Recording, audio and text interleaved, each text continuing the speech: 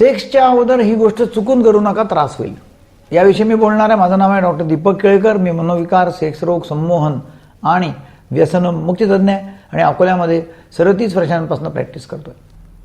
सेक्सच्या अगोदर जवळपास 3 तास अगोदर भोजन होणं आवश्यक आहे. बऱ्याच वेळा असं होतं की पुरुष हा आपली कामधामं आटपून संध्याकाळी किंवा रात्री 8, 8:30, 9 वाजता घरी येतात.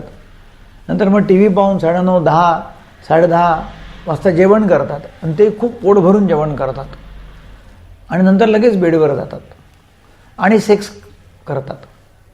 आता होतं काय की जेव्हा खूप जेवण केलेलं आहे त्यामुळे पोटाला फुगारा येतो, ॲसिडिटी होते, पित्त होतं, हालचाल मंदावते किंवा हालचाल कमी होते आणि अशा वेळेस सेक्सची इच्छा पण कमी होऊ शकते किंवा सेक्स पूर्णतः इन्व्हॉल्व होऊन करता येत नाही आणि मग स्त्रीची कामपूर्ती कधी होत पण नाही आणि अशा वेळेस जर स्त्रीची कामपूर्ती झाली नाही ती अपूर्ण राहते आणि अशा वेळेला संबंध बिघडतात.